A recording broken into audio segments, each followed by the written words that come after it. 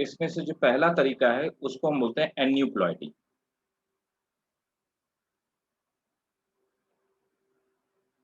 Aneuploidy. अब aneuploidy क्या होती है? यहाँ पर एडिशन और डिलीशन, मतलब प्लस या माइनस हो जाना। एडिशन और डिलीशन ऑफ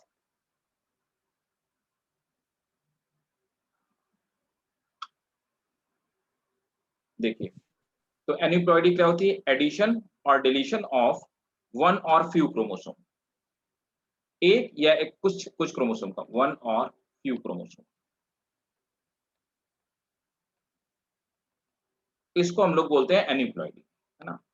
तो सपोज दैट किसी बंदे के पास 23 प्लस 23 क्रोमोसोम है ना।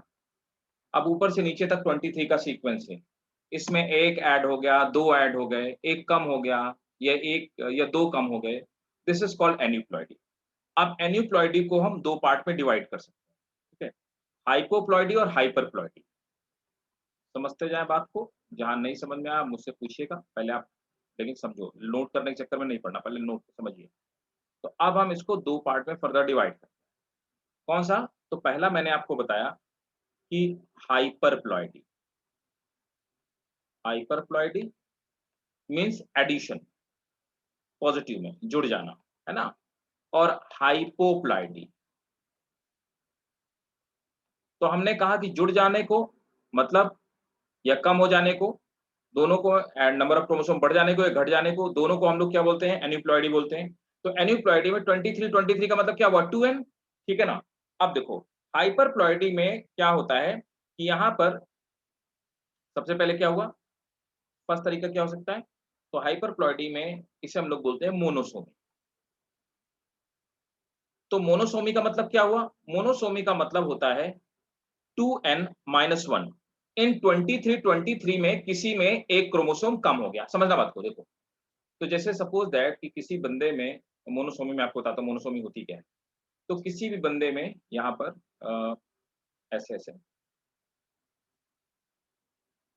या किसी ऑर्गेनिज्म में ऐसे ऐसे क्रोमोसोम के सेट थे, है ना। तो यहाँ पर इसके पास कितने क्रोमोसोम, 2n में कितने हैं? तो यहाँ पे n की वैल्यू 4, तो 2n का मतलब क्या हो गया? 8 हो गया। अब यहाँ पर क्या हुआ, इस बंदे में ये क्रोमोसोम कम हो गया, एक क्रोमोसोम कम हो गया। तो 2n का क्या मतलब था? 8। तो आपने क्या लिया? 2n-1 मतलब क्या हो, कितने हो गए? 7 हो गए, है ना। तो एक क्रोमोसोम, तो यहाँ पे एक ही बचा ना, तो क्या बोलेंगे? मोनोसोमी, है ना। तो मोनो का मतलब क्या हुआ? सिंगल। दूसरा क्या हो सकता है?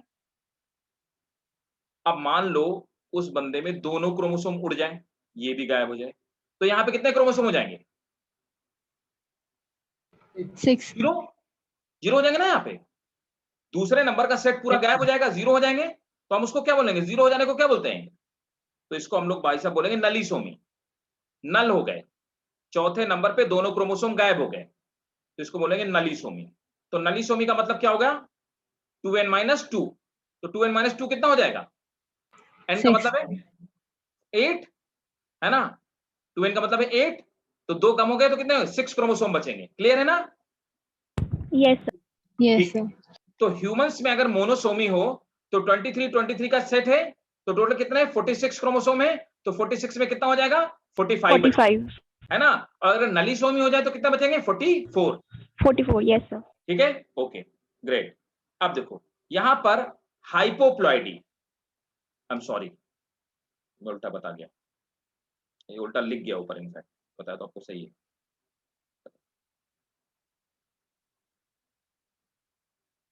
तो इसे बोलेंगे हाइपोप्लॉइडी। हाइपोप्लॉइडी का मतलब होता है कम हो जाना, नेगेटिव हो जाना, नेगेटिव, है ना। और यहाँ पर दूसरा मैं क्या बता रहा हूँ? हाइपरप्लॉइडी मतलब बढ़ जाना। हाइपरप्लॉइडी मतलब बढ़ जाना, तो पॉजिटिव हो जाना। अब देखो, इसी तरह से सपोज दैट ऐसे ही कोई दूसरा ऑर्गेनिज्म था, है ना। तो उसमें क्या हुआ कि सबसे पहले एक क्या होगा, उसको हम लोग बोलेंगे ट्राइसोमी। ट्राइसोमी क्या हुआ? 2n में एक क्रोमोसोम जुड़ गया। देखो अब यहाँ पर क्या है, एक क्रोमोसोम जुड़ गया, तो कितने क्रोमोसोम हो गए? 2n+1 हो 3। गया ना, यस सर। है ना। तो 8+9 हो जाएंगे, तो इसे बोलेंगे ट्राइसोमी। तो हम कहेंगे पहले फर्स्ट पोजीशन पे ट्राइसोमी हो गई, है ना। यहाँ पे हम पहले क्या बोलेंगे, सेकंड पोजीशन पे मोनोसोमी हो गई, फिर क्या बोलेंगे, सेकंड पोजीशन पे नलीसोमी हो गई। आप क्या बोल रहे हैं, फर्स्ट पोजीशन पे क्रोमोसोम बढ़ गया, मतलब बोलेंगे फर्स्ट पोजीशन पे ट्राइसोमी हो गई, कहीं पे भी ट्राइसोमी हो सकती है। बी, दूसरा होंगे टेट्रासोमी। टेट्रासोमी का क्या मतलब हुआ, टेट्रासोमी का मतलब हुआ 2n+2। तो यहां पर क्या होगा, 2 क्रोमोसोम बढ़ गए, तो अगर एक और बढ़ गया तो हम क्या बोलेंगे, टेट्रासोमी। क्लियर है। Yes, sir. Yes, sir. तो एन्यूप्लॉइडी का मतलब होता है 1 or increase in 1 or more chromosome. ठीक है, अब देखो दूसरा होता है क्रोमोसोमल डिसऑर्डर, बहुत ध्यान समझिएगा, ये बहुत इंपॉर्टेंट है आपके लिए। दूसरी होती है भाई साहब पॉलीप्लॉइडी।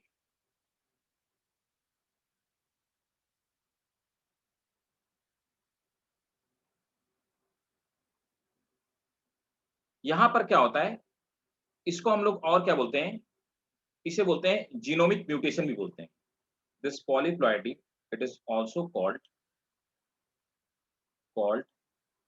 ऐसे ही उतार लेना जब मैं शाम को समझा लूं, जीनोमिक म्यूटेशन, है ना। पूरे जीनोम में, जीनोम का क्या मतलब, अगर कोई बोले ह्यूमन जीनोम में क्या है, तो 23+23 क्रोमोसोम है ना। ये इस जीनोम में कितने थे, 4 क्रोमोसोम, 8 क्रोमोसोम थे, है ना। तो हमारे जीनोम का मतलब होता है पूरे क्रोमोसोम्स, है ना। तो अब यहाँ पे क्या होता है, ये होती क्या चीज है, एडिशन और एडिशन ऑफ सॉरी ऑफ 1 और मोर complete set of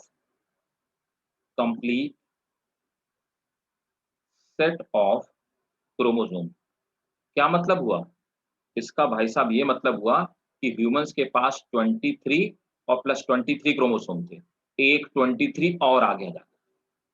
ठीक है, तो अब देखो यहां पर इसको हम क्या बोलते हैं, ये दो तरह से होता है।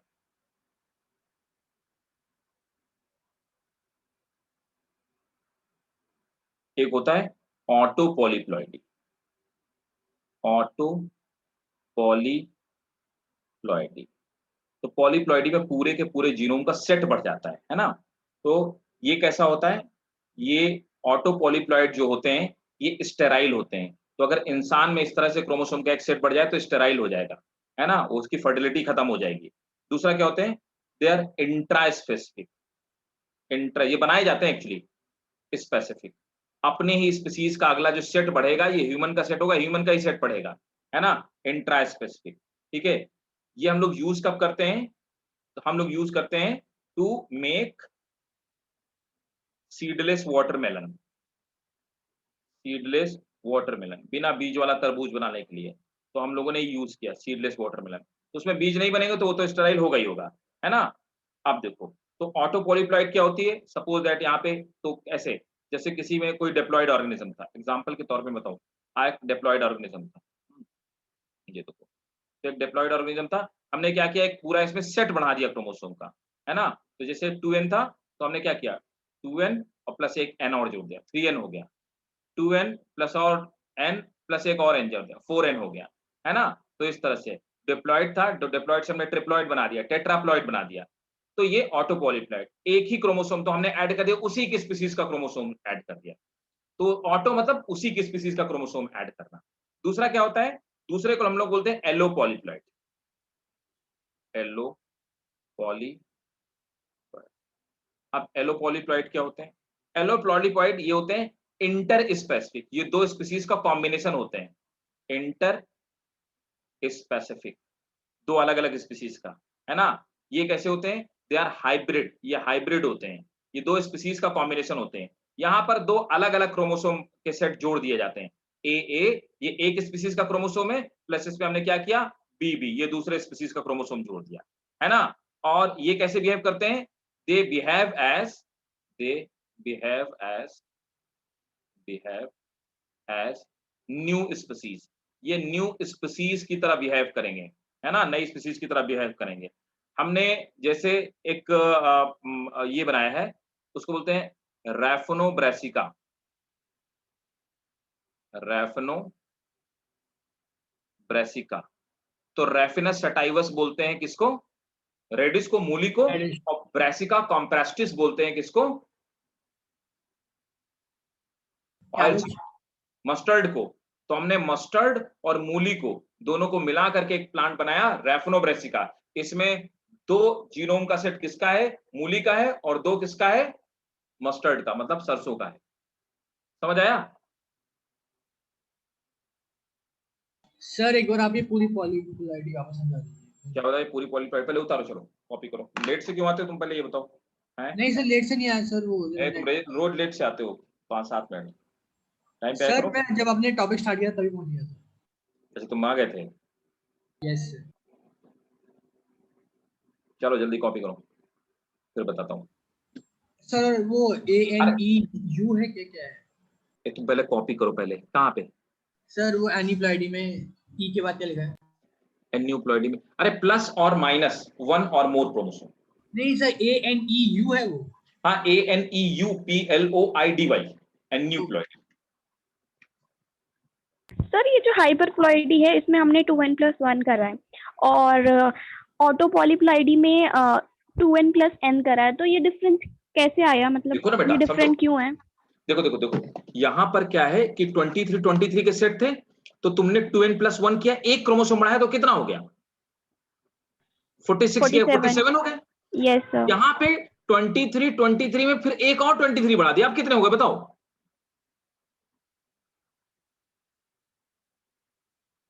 अच्छा, 69 हो गया ना? Yes sir, yes. 69, समझ गए? यहाँ पूरा सेट बढ़ जा रहा है, यहाँ हम जीनोम की बात कर रहे हैं, समझ रहे हो ना?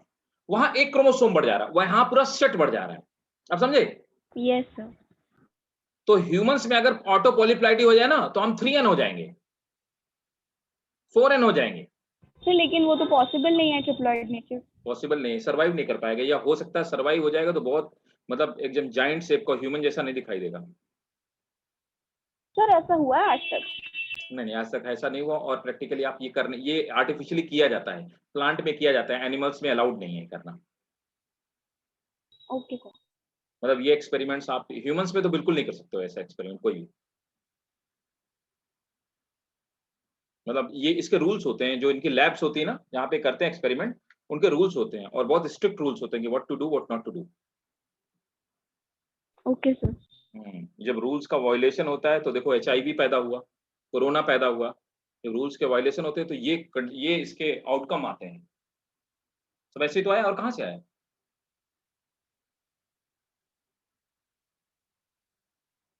सर ये आपने ये पॉजिटिव और नेगेटिव के बाद क्या लिखा है? पॉजिटिव एंड नेगेटिव, वन और मोर क्रोमोसोम, वन और फ्यू क्रोमोसोम, वन और फ्यू क्रोमोसोम।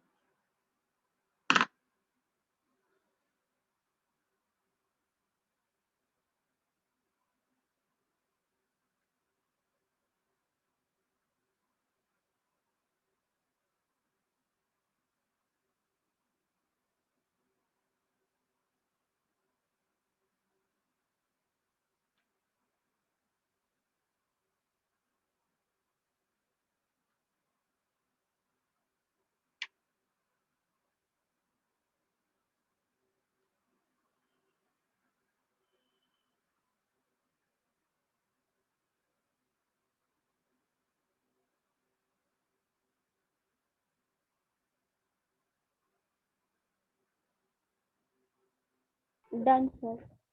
डन।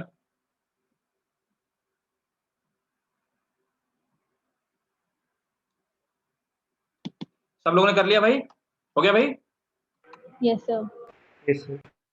देखो चलो मैं फिर से एक्सप्लेन कर देता हूँ, मैं सब लोग समझा देता हूँ। क्रोमोसोमल डिसऑर्डर कैसे होते हैं, है ना? ये आर्टिफिशियल कराए गए और ये नेचुरल है। तो पहले होता है एन्यूप्लॉइडी। एन्यूप्लॉइडी में होता है 1 या 2 क्रोमोसोम बढ़ जाना, है ना? या 1 या 2 क्रोमोसोम बढ़ जाना, या 1 या 2 क्रोमोसोम घट जाना। तो पॉजिटिव हो सकते हैं, नेगेटिव हो सकते हैं। यहाँ पे देखो सिर्फ पॉजिटिव हो रहे हैं, ठीक है? 1 या 2 क्रोमोसोम की यूनिट बढ़ जाना।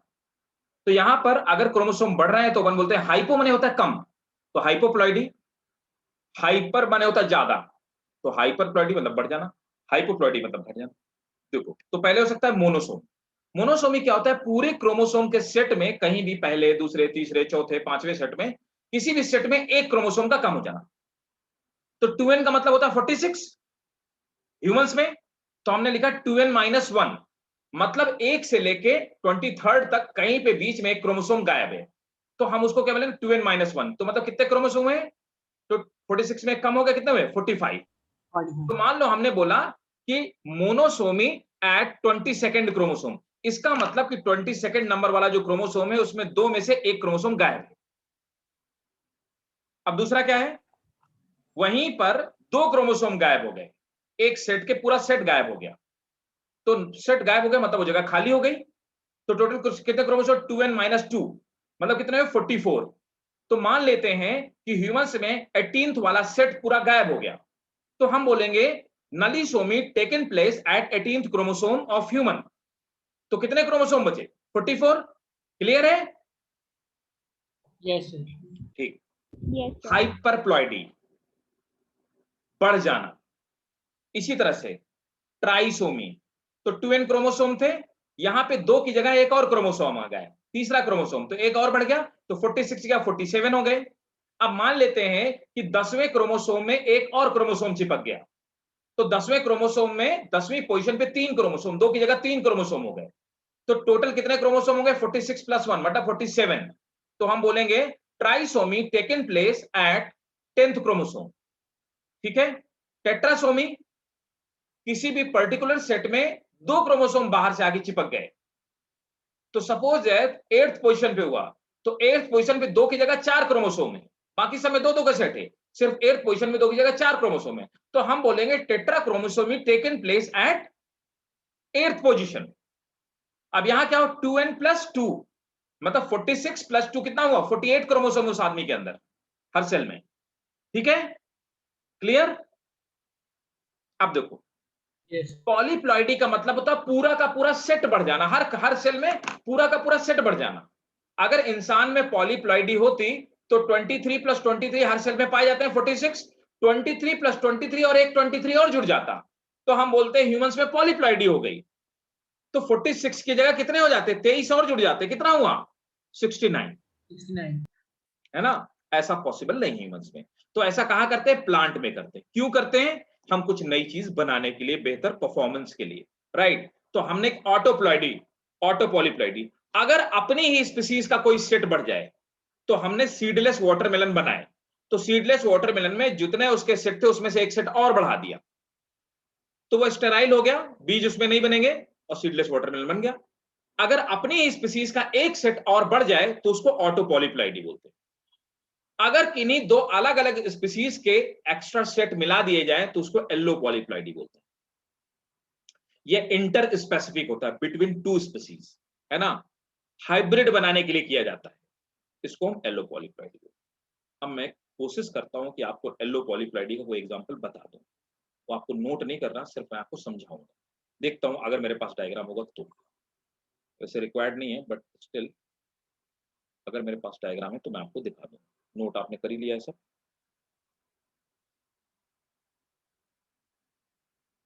हाँ शायद है रेफिनोब्रेसिका, तो मैंने आपको रेफिनोब्रेसिका बनाया है।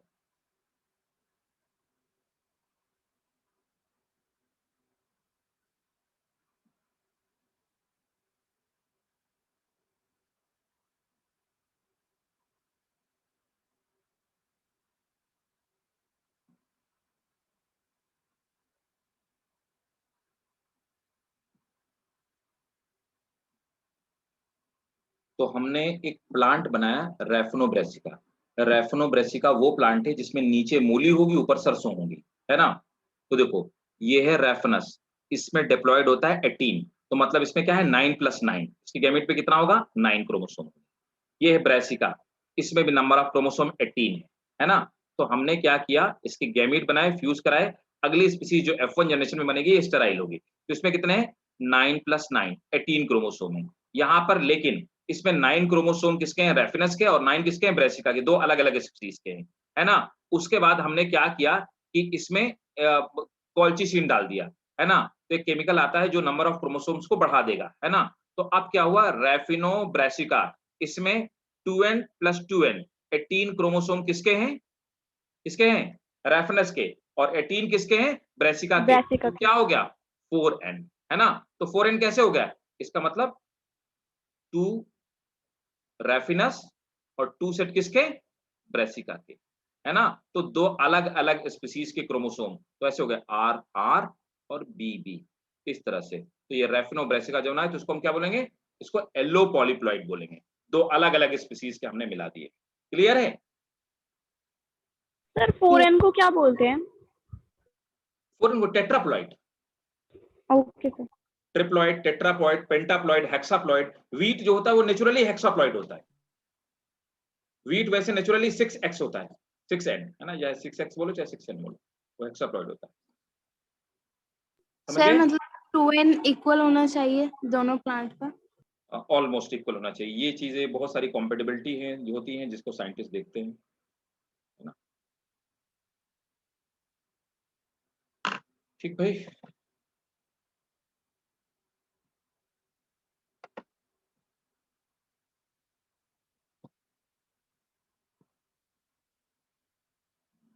देखो हम रैफिनोब्रेसिका आपको दिखा देते हैं। ये है रैफिनोब्रेसिका, देखा ये वाली मूली, दिल्ली में जो लोग देख रहे थे उन्होंने पक्का देखा होगा, देखा है। Yes sir. Yes sir. Yes sir. Raphanobrassica है, ये ऐसी कोई स्पीसीज पाई नहीं आती है, येलो पॉलीप्लॉइड है। आप ऐसी बहुत सारी चीजें खाते हैं जो हाइब्रिड है, ठीक है, ऐसी बहुत सारी चीजें। दिल्ली एनसीआर में ऐसी बहुत सारी स्पीसीज आती है जो आपको अच्छी अच्छी दिखाई देती चीजें ना, फ्लोरी फ्लोरी टाइप की, वो इसी टाइप की, वो बायोटेक्नोलॉजी से बनी हुई चीजें। ये रैफिनोब्रेसिका है, बहुत कम लोग इस मूली का यूज करते हैं ना। और एक और देखो दिखाता हूँ, अगर मेरे पास होगा तो वो भी दिखाता हूँ। पोमैटो, इसी तरह से पोमैटो बनाया, टोमेटो और पोटैटो को मिला के बनाया, ये देखो। तो ऐसा प्लांट होता है, ऊपर टमाटर लगेंगे, नीचे आलू निकलेगा, इसी प्लांट, सेम प्लांट, इसको पोमैटो कहते हैं। तो हमने इसमें टोमेटो और पोमैटो दोनों एक ही फैमिली के मेंबर है, स्पीसीज बड़ा अलग अलग है, फैमिली दोनों की है सोलेनेसी, दो सोलेनेसी के मेंबर है। समझ गए अब। यस। Yes sir. लेकिन ये गमले में उगा सकते हो, खेत में नहीं उगा सकते हो, फील्ड लेवल पे इतना सक्सेसफुल नहीं है। तो मतलब ये बनाया इसलिए जा रहा है कि किसान एक ही साथ 2 फसलें ले सके, है ना। तो भाई लोगों, अब आ जाते हैं असली कहानी में, सिंड्रोम्स में, है ना। याद रखिएगा ये बहुत इंपॉर्टेंट था नीट के लिए, जितना मैंने आपको म्यूटेशन, क्रोमोसोमल एब्रेशन और क्रोमोसोमल डिसऑर्डर्स बताए, इट्स वेरी इंपॉर्टेंट। अब जाना घर में, क्वेश्चन पेपर उठाइएगा और देखिएगा कितने क्वेश्चन और कितने बार पूछे गए, है ना। और तब आपको समझ में आएगा कि कितना ये वैल्यूबल था जो मैंने आपको अभी बताया, है ना। अब कहानी आ जाती है जो आपके बोर्ड में पूछा जाएगा, हालांकि बोर्ड में नहीं, आपके स्कूल में भी पूछा जाएगा। तो सबसे पहले भाई साहब आप पढ़ेंगे डाउन सिंड्रोम, हाँ डाउन सिंड्रोम।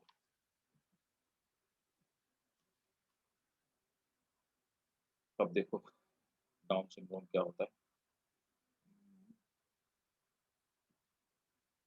डाउन सिंड्रोम किधर गया।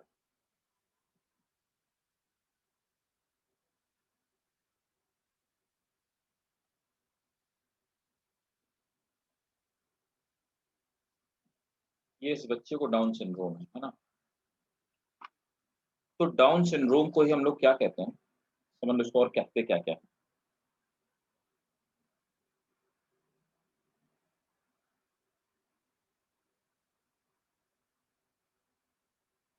इसी को भाई साहब हम लोग कहते हैं मंगोलियन आइडोसी, आइडियोसी, मंगोलियन आइडियोसी। मंगोलों की तरह यह बच्चा दिखाई देता है, या इसी को बोलते हैं मंगोलिज्म। मंगोलिया जानते हो ना कहाँ पर है। Yes sir. तो ये मंगोलियन है ना। और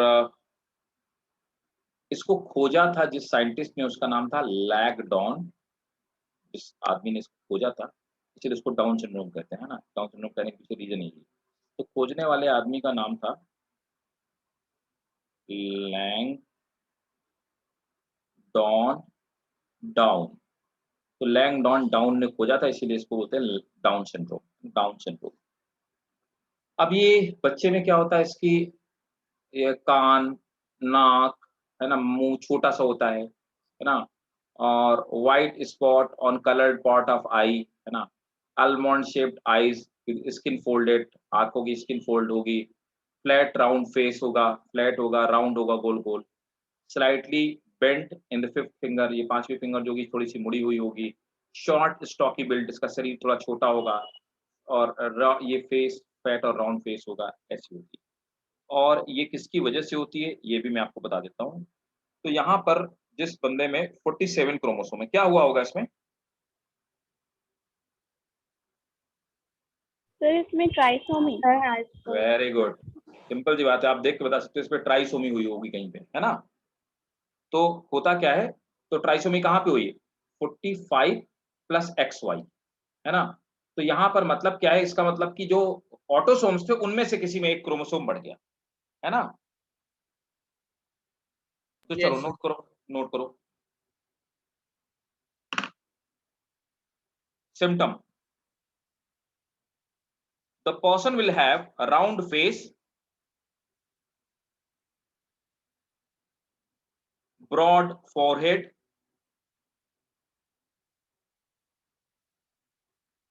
Mongolian type of eyelid,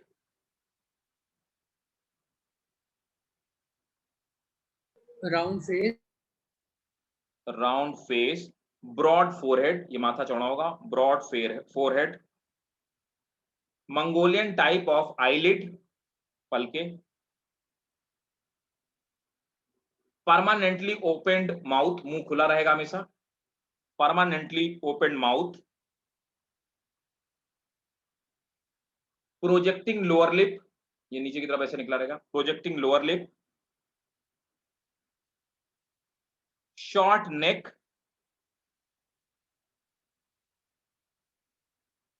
flat hand,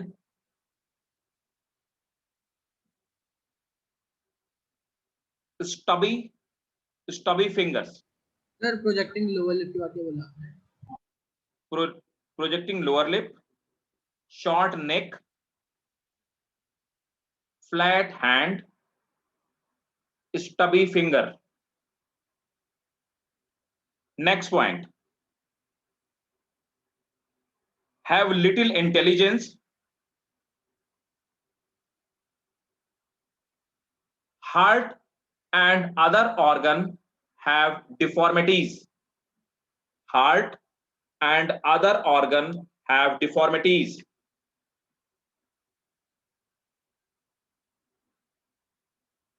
gonads and genital organ underdeveloped,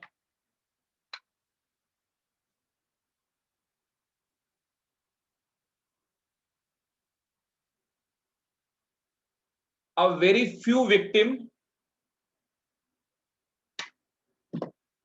lives till maturity.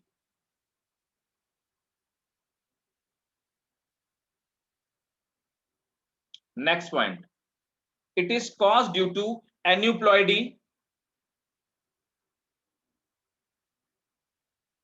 full stop, इसी में लिखेंगे trisomy takes place by presence of, it is caused by aneuploidy, trisomy takes place due to presence of extra chromosome at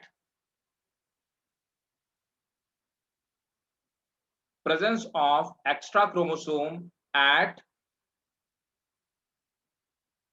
21st position, 21वें chromosome में trisomy हो जाती है, इसकी वजह से होता है, ठीक है? बाकी लिख लो, 47 क्रोमोसोम होंगे, 45 प्लस XY, ऐसे ही ऑप्शन आते हैं नीट में, आप देखोगे। सर जो आपने लिखवाया ना कि परमानेंटली ओपन माउथ, मतलब उनका मुंह बंद ही नहीं होता है क्या? भैया देखो, हम देखे तो नहीं, लिखा तो ऐसे ही है, परमानेंटली मुंह ओपन रहता है, होता होगा, मसल्स ऐसी होती होंगी, थोड़ा थोड़ा मुंह ओपन रहता होगा, है ना? ठीक है। और ये लोग मतलब ज्यादा मैच्योरिटी तक बहुत सारे सर्वाइव ही नहीं कर पाते हैं। ठीक, क्लियर? Yes sir. अब आ जाओ नेक्स्ट है क्लिनफिल्टर सिंड्रोम। क्लिनफिल्टर सिंड्रोम, दोनों एक साथ यहाँ पे दे रखे, क्लिनफिल्टर और टर्नर से। क्लिनफिल्टर ह्यूमन मेल में होता है और टर्नर सिंड्रोम फीमेल में होता है जनरली। तो देख लेते हैं क्या होता है। कई बार रिवीजन करना पड़ेगा, याद नहीं रहता है, कंफ्यूजन बहुत होता है ना, इसलिए रिवाइज आपको कई बार करना पड़ेगा। देखो, तो पहले हम लोग आते हैं, ये है क्लाइनफिल्टर सिंड्रोम XXY। तो कहाँ पे ट्राइसोमी हो गई? अरे trisomy at 23rd position, sex chromosome में, है ना? Yes sir. हो कि नहीं? Trisomy at 23rd position, note करेंगे। अभी आदमी ऐसा दिखाई दे, इसके पैर लंबे होंगे, है ना, और फीमेल टाइप प्यूबिक हेयर्स होंगे, है ना, और दूसरा क्या होगा, आप देखो यहाँ पे ब्रीच डेवलपमेंट हो जाएगा, जिसको गायनोकोमास्टिया कहते हैं, है ना, और पुअर बियर्ड ग्रोथ, है ना, मेल के मतलब कुल मिलाकर के फंक्शन पीछे कम होंगे, और tendency to lose chest hair जो कि मेल्स में पाए जाते हैं, है ना, बियर्ड ग्रोथ। अब तो फीमेल जैसा दिखाई देगा, थोड़ा सा होगा तो ये मेल, लेकिन इसमें फीमेल के कैरेक्टरिस्टिक आते हैं, तो नोट करेंगे। It is caused due to testicular atrophy क्या है ये? टेस्टिकुलर एट्रोफी, मतलब टेस्टिस इसके छोटे होंगे, है ना, ओके सर। इसका मतलब, तो नोट करेंगे। In Klinefelter syndrome, it is caused by XXY genotype.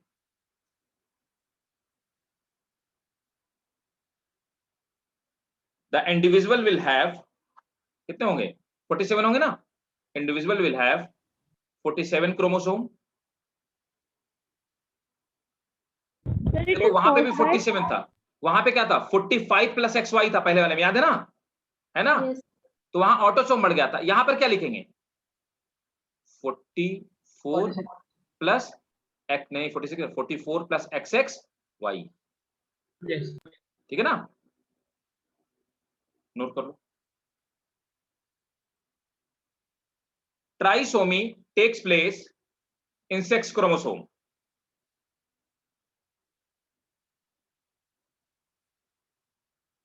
Next point. The person having this syndrome, sir एक बार फर्स्ट पॉइंट रिपीट कर दीजिए। कौन सा? फर्स्ट वाला, is caused bye. It is caused by trisomy at 23rd position, that is sex chromosome. The person with this syndrome will be a sterile male with a small testis. A sterile male with a small testis, and usually having long leg. Full stop. Obesity and very few body hair.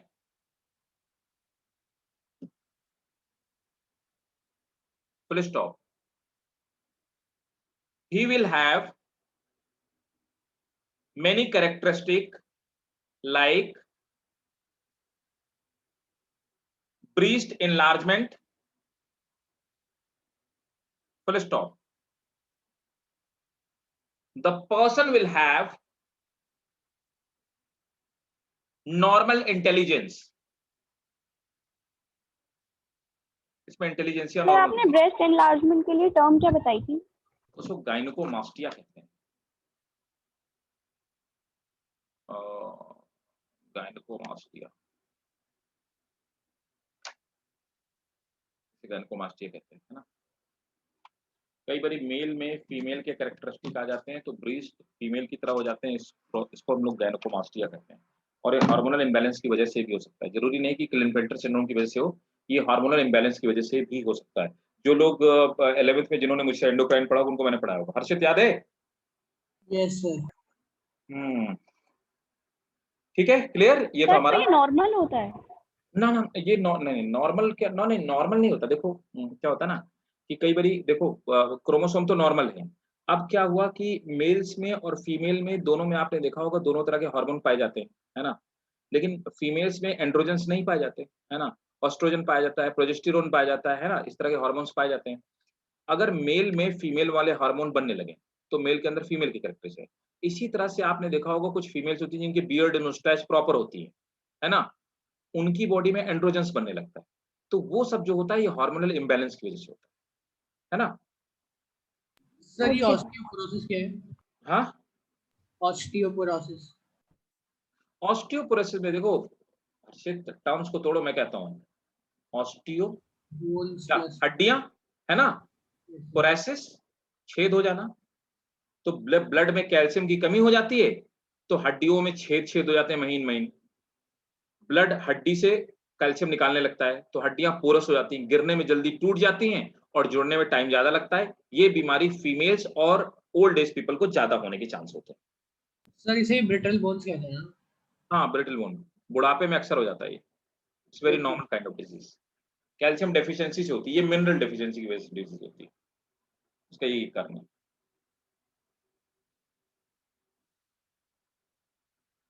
Next है Turner syndrome. XO मतलब ये female है लेकिन एक chromosome कम है, तो इसका क्या मतलब है? 2n-1। तो क्या है? मोनोसोमी हो गई। कहां पे हुई? Monosomy at sex chromosome. Sex chromosome. Sex chromosome. तो इसके पास कितने क्रोमोसोम होंगे टोटल? 45। सर 45। 45। तो हम क्या लिखेंगे? 44 प्लस XO। नोट करेंगे। It is caused bye monosomy. It is caused bye monosomy at sex chromosome 2n-1. The individual will have 45 chromosome.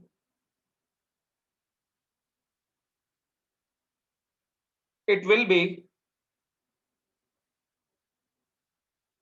be sterile female.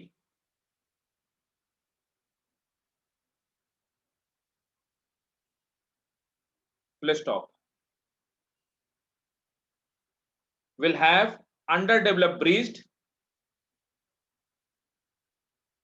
reduced ovaries,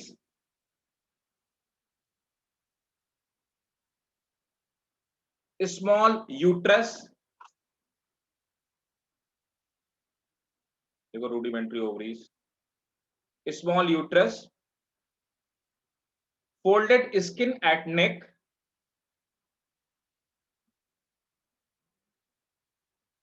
Next point.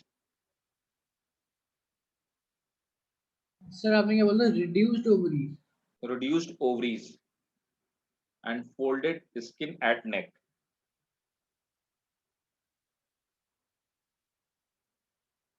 Next, mostly the person have normal intelligence. Mostly the person will have normal intelligence, yeah. Narrow hips, menstrual cycle missing. Full stop. ठीक है। और एक और चीज जान लो, super female क्या होती है? अगर 47, 48 या 49 क्रोमोसोम होते हैं सुपर फीमेल में, ये हो सकती है XXX और XXXX और XXXXX, जिसमें ये क्रोमोसोम होंगे, ये सुपर फीमेल होती है ना? और दूसरा होता है सुपर मेल। सर सिम्टम्स क्या होंगे? बताता हूँ। सुपर मेल होते हैं XYY वाले,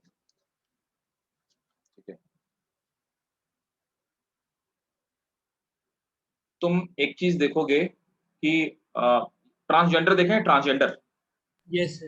यस सर। ट्रांसजेंडर में ये जो सुपर मेल वाले होते हैं ना, तुमने देखा वो ट्रांसजेंडर में जब ये ट्रांसजेंडर्स ग्रुप में चलते हैं तो उनमें कुछ लोग होते हैं जो मेल वाले, जो ढोलक वगैरह हारमोनियम वगैरह बजाते रहते हैं, देखा है? Yes sir. ये Yes, sir. एग्रेसिव होते हैं और क्रिमिनल माइंडसेट के होते हैं लोग, समझे? और दूसरे होते हैं सुपर मेल। तो वो जो फीमेल जैसी दिखाई देती है ना, दे आर सुपर मेल, समझ गए? Super female. सर जो ढोलक बजाते हैं आपने क्या कहा, वो क्या होता है? वो सुपर मेल होते हैं। देखा, वो आदमी की तरह दिखाई देते हैं, मेल की तरह दिखते हैं ना, दिखते हैं। Yes sir. ज्यादा सर उनमें और ज्यादा उनमें कैरेक्टरिस्टिक मेल की तरह होंगे। सर आपने बोला ना क्रिमिनल टाइप के कुछ होता है। हाँ, उनका माइंडसेट क्रिमिनल टाइप का होता है, एग्रेसिव होते हैं वो लोग, क्रिमिनल माइंडसेट के होते हैं। मैनली कैरेक्टर ज्यादा उनकी वजह से। सिंपल बात है, एंड्रोजन्स जिसमें जितने ज्यादा निकलेंगे वो उतना ही ज्यादा एग्रेशन होगा उसमें। मेल का कैरेक्टरिस्टिक इसी की वजह से होता है। और सर जो फीमेल लिखते हैं आपने उनको सुपर फीमेल बोला। वो सुपर फीमेल हो गई जो ट्रांसजेंडर में होती है। सेक्स ऑर्गन डेवलप नहीं होंगे और क्या होगा? ठीक है, दोनों तरह के सेक्स ऑर्गन डेवलप हो जाएंगे, टेस्टिस, ठीक है, और वेजाइना दोनों डेवलप होंगी। सर और फीमेल जो वाले, सुपर फीमेल में टेस्टिस कम डेवलप होगा, वेजाइना ज्यादा डेवलप होगी। सुपर मेल में उल्टा होगा, दोनों ही ऑर्गन डेवलप हो जाएंगे। ये होता है। सर और जो मेल मतलब लड़की जैसे होते हैं वो क्या होंगे? वो तो होता है, वो तो सुपर फीमेल हुए ना। जो लड़की जैसे होते हैं सुपर फीमेल, जो लड़के जैसे होते हैं वो सुपर मेल। ट्रांसजेंडर दो तरह के होते हैं। सर वो इन्हीं की वजह से होते हैं, हाँ, इसी की वजह से होते हैं। वो क्रोमोसोमल क्रोमोसोमल डिसऑर्डर की वजह से। Natural chromosomal disorder. आप देखिए ना, इसीलिए मतलब ये तो गवर्नमेंट ने बहुत लेट किया। अभी आप बैंक में जाएंगे और ये बहुत सारे कंपटीशन देंगे तो वहां पे मेल, फीमेल और टी भी लिख के आता, ट्रांसजेंडर भी लिख के आता। Yes sir. They have now voting right in India. They have voting right, they can apply for. और अभी भी मतलब कहाँ पे, नोएडा में मेट्रो में अभी किसी पर्टिकुलर उसमें डिप्लॉयमेंट किया गया ट्रांसजेंडर्स के लिए, particular that is operated by transgenders. So this is something which takes place due to, आप उन लोगों को मतलब मत सोचिए जो लड़के होते हैं लड़कियों जैसा बिहेव करते हैं, they are psychologically ill kind of people, है ना। बाकी जो ये लोग होते हैं ये बेचारे नेचुरल हैं, इनका मतलब they born, they take birth with the like this natural identity, this natural some error. Sir इसके रीजंस क्या होते हैं? सिंपल है यार, एक बात है। एक क्या हुआ कि जब गैमेटोजेनेसिस हो रही थी, है ना, तो गैमेटोजेनेसिस में क्या हुआ कि एक एग में एक्स होना चाहिए था, अब उस एग में 2 एक्स आ गए, ठीक है। अब ये स्पर्म से फ्यूज हो गया, है ना। तो अब जब स्पर्म से फ्यूज हो गया तो क्या हुआ, तो ये एक्स एक्स बनेगा वाई हो गया। एक्स एक्स वाई हो गया। अभी क्या यस हुआ, देखो सर। एक एग था उसमें एक्स एक्स 2 थे, है ना। अब ये 2 स्पर्म से फ्यूज हो गया, एक एक्स से फ्यूज हो गया, एक वाई से फ्यूज हो गया। अब क्या हो जाएगा, एक्स एक्स एक्स वाई भी तो हो जाएगा, है ना। या 2 एक्स क्रोमोसोम से फ्यूज हो गया, क्या हो जाएगा, एक्स एक्स एक्स हो जाएगा। ये एबनॉर्मलिटीज होती हैं। सर आपने अभी बोला कि जो लड़के जैसे दिखते हैं और लड़कियों जैसा बिहेव करते हैं वो सुपर फीमेल होंगे। अरे नहीं प्रभु, जो लड़कियों जैसे दिखाई देते हैं वो सुपर फीमेल होंगे, ये वाले लोग। सर मैंने पूछा था कि अगर कोई मेल दिख रहा है लेकिन फीमेल जैसी हरकतें हैं और तो उसे उसे क्या कहेंगे? सर ये वो सुपर तो मेल है ना। साइकोलॉजिकल बताया आपने। हाँ, वो हरकतें मत बोलो, हरकतें तो जिनकी होती हैं सर वो सर साइकोलॉजिकली वाला मैं नहीं कह रहा हूँ, मैं बस कह रहा हूँ कि हाँ, वो ये हैं, जो ये वो ये लोग हैं, एक्स वाई वाई वाले, है ना। सर पर जो ढोलक बजाते हैं उनकी तो हरकतें होती भी नहीं है, मतलब उनकी हरकतें मेल जैसी तो होती है। अब वो तो होंगी होंगी ना, फीमेल जैसी भी हरकतें उनमें होगी ना। वो तो मतलब दोनों उसमें क्रोमोसोम्स मौजूद है ना, है ना। इसलिए तो इतने तरह के सिंड्रोम होते हैं भाई साहब, ठीक है। So this was all about your one more thing, that is a pedigree. बताया तो था तुम लोगों को, नहीं बताया था पेडिग्री? No, नहीं sir. बताइए। नहीं सर। अच्छा चलो, पेडिग्री कुछ नहीं होती, देखो दिखाते हैं।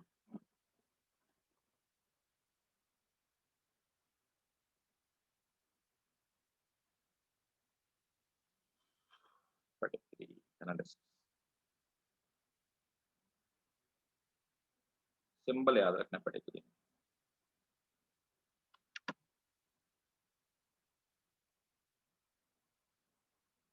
सर सुपर मेल्स में मेल जेनिटेलिया होगी और सुपर फीमेल में फीमेल जेनिटेलिया होगी ना? दोनों जेनेटेलिया होंगे, जेनेटिकल ऑर्गन दोनों होंगे, दोनों में। सुपर मेल में मेल वाला ज्यादा डेवलप होगा, फीमेल वाला कम डेवलप होगा, सुपर फीमेल में उल्टा होगा, है ना। ऐसा होगा भाई। सर तो इनमें हाइपरप्लॉइडी होएगी ना मतलब?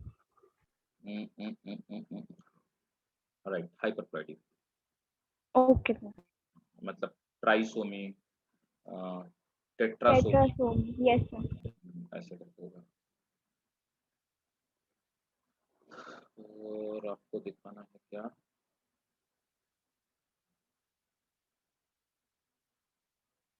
और सर ये क्रोमोसोमल डिसऑर्डर बेसिकली गैमेटोजेनेसिस की वजह से ही होते हैं। एग्जैक्टली रॉन्ग, या तो फ्यूजन रॉन्ग हो गया या गैमीट रॉन्ग बन गए, इसकी वजह से होता है। अच्छा, इसके चांसेस क्या हो सकते हैं? ज्यादा एज में, बुढ़ापे में जिनके बच्चे बच्चे होते हैं उनके साथ ये दिक्कत होती है ना। तो जैसे जैसे एज बढ़ती जाती है, बहुत सारे फैक्टर, पोल्यूशन भी इसका फैक्टर हो सकता है ना, ज्यादा एज भी इसका फैक्टर हो सकता है। Okay sir.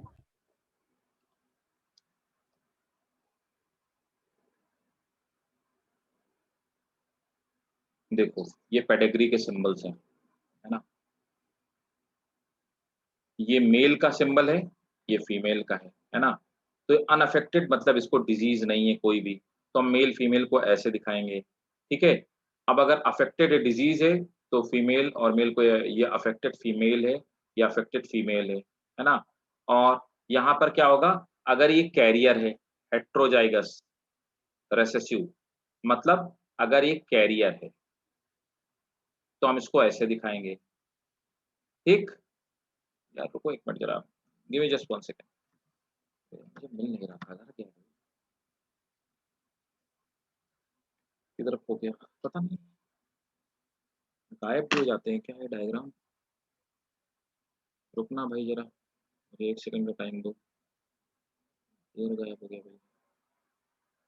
There was a good diagram I had it, wait करो, कहीं खो गया, कहाँ गया, जेनेटिक्स में होना चाहिए।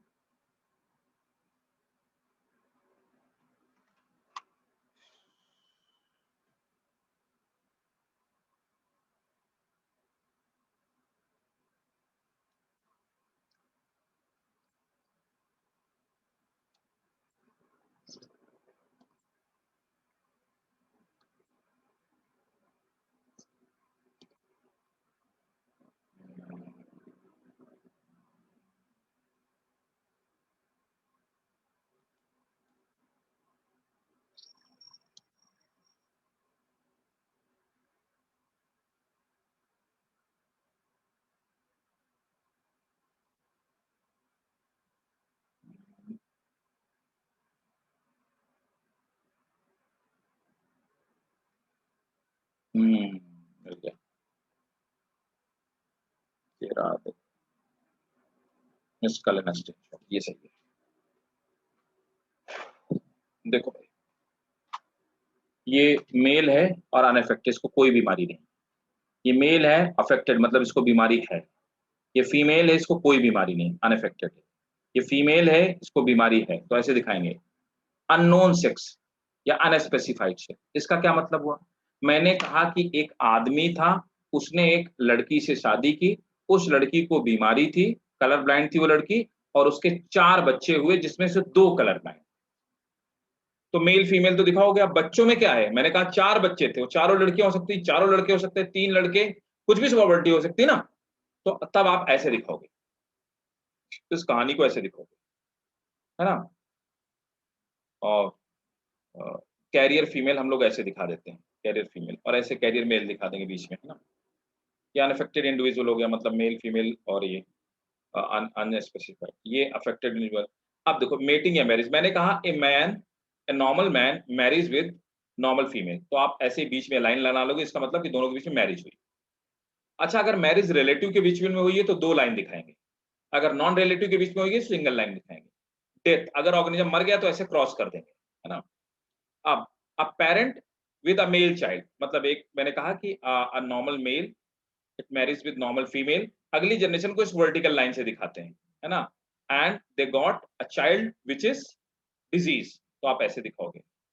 दे got a son which is disease, तो ऐसे दिखाओगे। फिर मैं कहूंगा a normal male marries with normal female, they got a daughter which is disease, ऐसे दिखाओगे। a normal man marries with normal female, they got 2 child, one unaffected unaffected daughter, 1 unaffected son. ठीक है, male female got married, they got 2 child, 1 affected male means son and 1 affected daughter. ठीक है, ले लो screenshot, उसको note कर लेना।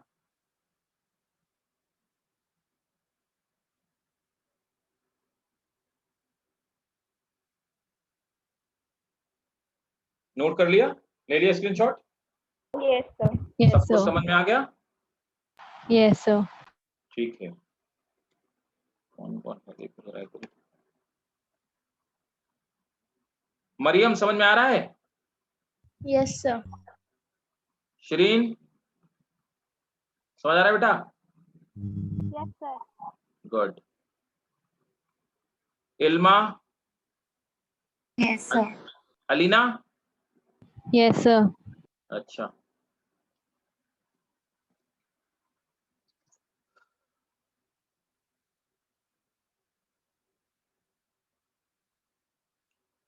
तो चलो अब क्या होती पेडिग्री, समझते हैं बात को।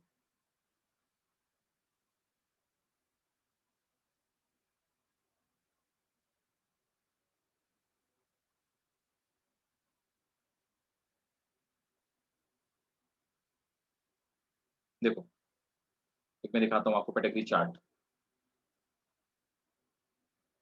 अब अगर कोई मेरे को बोले कि एक्सप्लेन करो ये क्या चीज है, तो देखो समझो बात। ये पेडिग्री चार्ट है किसका? हीमोफीलिया का, है ना?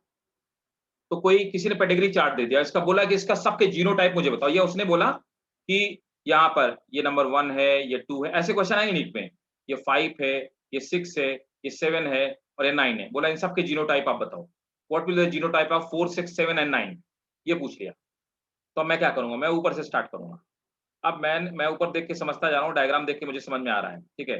तो क्या है कि यहाँ पर देखो, ये क्या है? गोला ये फीमेल है और आधा कलर्ड, इसका मतलब कैरियर फीमेल है हीमोफीलिया के लिए। तो कैरियर फीमेल मुझे पता है इसका जीनोटाइप क्या होगा? XX XH, सही है ना? Yes, sir. ये नॉर्मल मेल है, तो क्या होगा? ये XY होगा। अब वो कह रहा है इसके 4 बच्चे हो गए, 4 बच्चे में उसने बोला कि ये लड़का क्या है? डिजीज है ना, हीमोफीलिया है। तो ये कौन होगा? XHY होगा इसका जीनोटाइप। क्या हो सकता है? बिल्कुल हो सकता है, XH और Y हो सकता है। ये नॉर्मल लड़का है, क्या ऐसा हो सकता है? बिल्कुल हो सकता है, XY हो XY, सकता यस है, सर। है ना? पॉसिबल है, ये वाला XY ऐसे बना होगा। ये ये लड़की है XX। जिसको कि हीमोफीलिया नहीं है, बिल्कुल हो सकती है, XX ऐसे ही बनी होगी। ये लड़की कैरियर है, बिल्कुल कैरियर होगी, XH और X ये बना होगा, XH और X। अब वो कह रहा है इस कैरियर वाली लड़की की शादी हो जाती है एक नॉर्मल लड़के से। चलो ठीक है, ये XY आदमी है। अब क्या होगा? देखो, ये इसका लड़का नॉर्मल है, हो सकता है क्या? बिल्कुल हो सकता है, ये X और ये Y मिला होगा तो नॉर्मल होगा लड़का, ठीक है।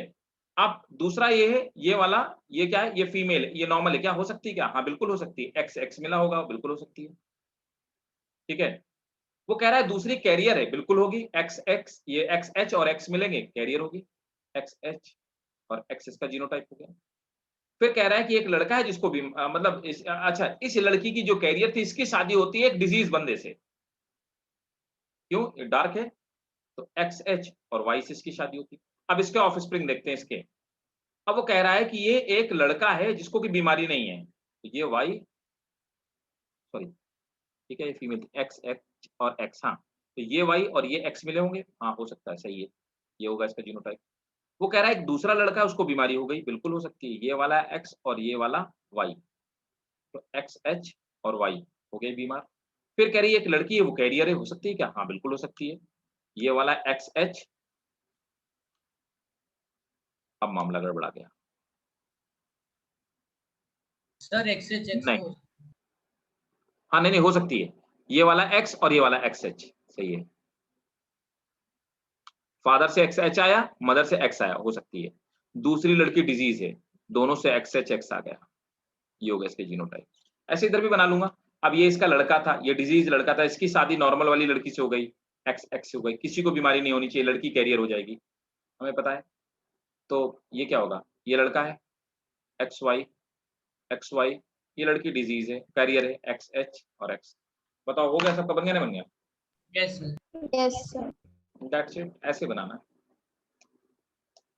और आपको ऐसे दिमाग लगाना है, ये लॉजिकल गेम एक तरह से। बताओ किसी को कोई डाउट हो? सर तो पेडिग्री ये चार्ट होते हैं बस। पेडिग्री इसी चार्ट को बोलते हैं। पेडिग्री का मतलब होता है कि एक पीढ़ी से दूसरे पीढ़ी तक, कई जनरेशन तक हम किसी पर्टिकुलर कैरेक्टरिस्टिक को रीड करें, वो पेडिग्री। जरूरी नहीं वो डिजीज है, जरूरी नहीं कि वो डिजीज हो, कोई कैरेक्टर भी हो सकता है।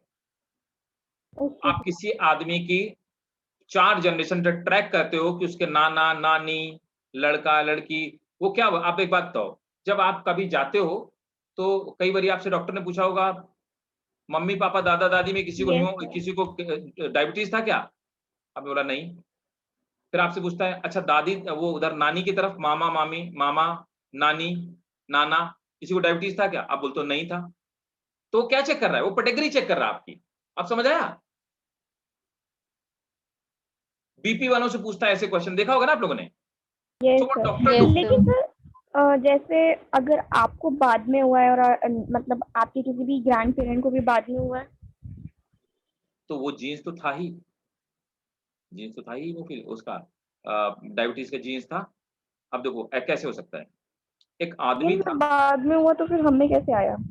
मैं बता रहा हूँ ना कि एक आदमी था, वो मतलब उसके पापा को भी डायबिटीज था, उसके बाबा को भी डायबिटीज था, है ना।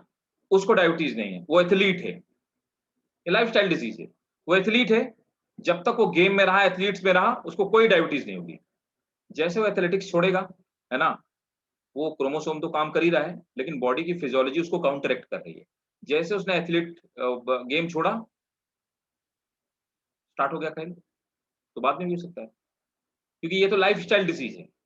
अगर कोई आदमी पूरी लाइफ टाइम तक एथलेटिक्स में खेलता रहता है, काम करता रहता है, एक्सरसाइज करता है, उसको हो ही नहीं सकता हीमोफीलिया, ये डायबिटीज हो नहीं सकती, उसको हार्ट अटैक हो नहीं सकता है, पॉसिबल ही नहीं। बट तो इसका उल्टा ही पॉसिबल है।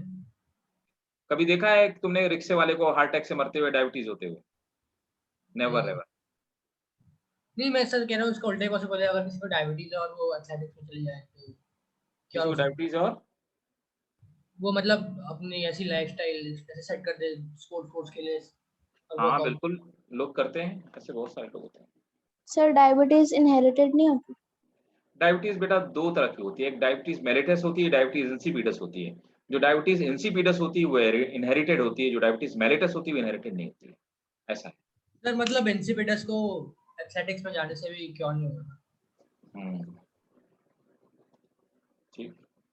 तो ये था भाई साहब आपका मेंडेलियन जेनेटिक्स जो कंप्लीट हो गया। बताओ किसी को कहीं पे किसी चैप्टर में, किसी पार्ट में, किसी हेडिंग में कोई डाउट बताइए। मैंने आपको प्रॉपर जेनेटिक्स पढ़ाया, आपका एक क्वेश्चन बाहर नहीं जाएगा। आप क्वेश्चन पेपर उठाओगे, you will come to know कि आपको, अगर आपने, आपको जो मैंने समझाया अगर वो आपको सब समझ में आया, बिलीव ऑन मी, आप नीट का क्वेश्चन पुराने पिछले 20 साल के क्वेश्चन पेपर उठा के देख लेना, आपको कोई क्वेश्चन नहीं होगा जो नहीं आता हो। बस ये हो सकता है कि आपको ये लगे कि यार ये इसका आंसर क्या होगा, पढ़ा तो है याद नहीं आ रहा, मतलब that is lack of revision, the only case. आपको ये एक भी क्वेश्चन में नहीं आ गया कि सर ने नहीं पढ़ाया, ठीक है। तो जेनेटिक्स मैं एग्जॉस्टिव वे में इसीलिए पढ़ाता हूँ।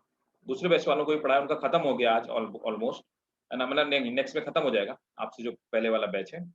और क्योंकि ये इसका नीट में वेटेज 80 मार्क्स का होता है ना, ये जोलॉजी बॉटनी दोनों का पार्ट है, 20 क्वेश्चन के आसपास आएगा। आप समझ सकते हो कि ये it can change the complete game, ये गेम चेंजर है, ठीक है। तो अब हम लोग आगे चलते हैं, नेक्स्ट चैप्टर स्टार्ट किया जाए। तो नेक्स्ट चैप्टर है हमारा क्या, मॉलिक्यूलर जेनेटिक्स।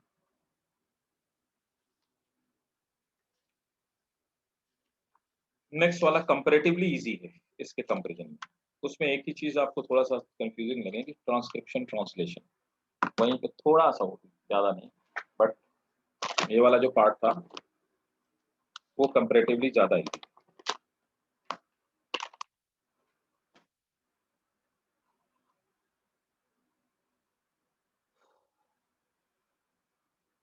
देखो एनसीईआरटी का देखिए, सॉरी